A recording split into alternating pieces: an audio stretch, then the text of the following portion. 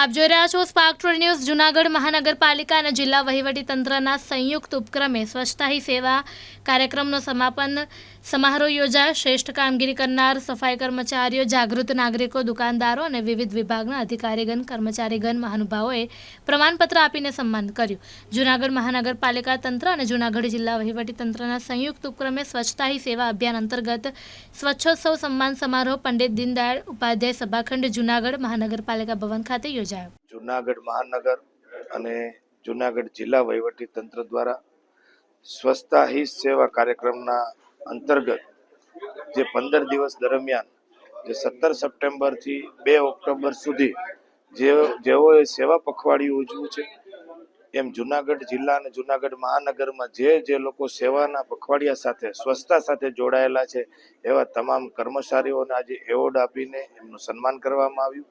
જે અધિકારીઓએ પણ આમાં ભાગ લીધો છે, પદાધિકારીઓએ પણ ભાગ લીધો છે, અલગ અલગ સંસ્થાઓએ પણ આ સેવા પખવાડિયામાં સ્વચ્છતા જાળવીને જૂનાગઢ મહાનગરને અને જૂનાગઢને સ્વસ્થ રાખવા માટે ખૂબ કામ કર્યું છે અને આજના દિવસે એઓને એવોર્ડ અને સન્માનિત કરવામાં આવ્યા છે।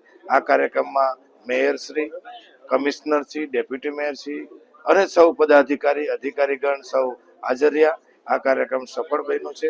હું જિલ્લા વહીવટી તંત્ર અને જૂનાગઢ મહાનગરપાલિકાનો ખૂબ ખૂબ અભિનંદન આપું છું અને નરેન્દ્રભાઈનું જે સપનું છે સ્વસ્થ ભારતનું, એ સ્વસ્થ ભારતનું સપનું છે એ આપણે બધા સાથે મળીને આ પર્વને ઉજવીએ। 2047નું ભારત સ્વસ્થ હશે, નિરોગી હશે અને જાગૃત હશે અને વિકસિત ભારત હશે, એ પ્રકારના સપના સાથે સૌ કામ કરી રહ્યા છે, ત્યારે સૌને અભિનંદન આપું। વર્ષની જેમ આ વખતે પણ 17 સપ્ટેમ્બર 2025 થી 2 ઓક્ટોબર 2025 સુધી સ્વચ્છતા હી સેવા 2025 નું આયોજન કરવામાં આવેલું હતું।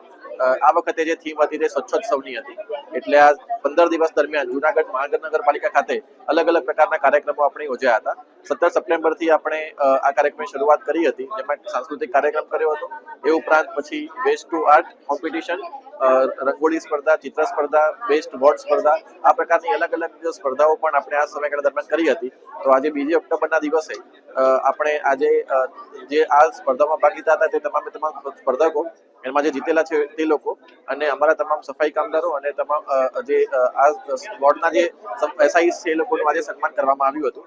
આ 15 દિવસનો પ્રોગ્રામ હતો, પરંતુ જે સ્વચ્છતાની વાત છે એ આપણે સતત ચાલતી પ્રક્રિયા છે, એટલે હું તમામ નાગરિકોને પણ વિનંતી કરું છું કે આપણે આ અભિયાન ભલે 15 દિવસનું હતું પણ એને આપણે આપણા જીવનમાં ઉતારીએ અને ડેઈલી આપણે સફાઈ પ્રત્યે પ્રતિબદ્ધ રહીએ, એવી હું સૌને વિનંતી કરું છું। અને આપણું કામ જે છે આગળ પણ ચાલવાનું જ છે, પણ આજના દિવસે આપણે આજે સ્વચ્છોત્સવ અંતર્ગત એવોર્ડ સમારોહનું આયોજન જૂનાગઢ મહાનગરપાલિકા ખાતે કરવામાં આવેલું।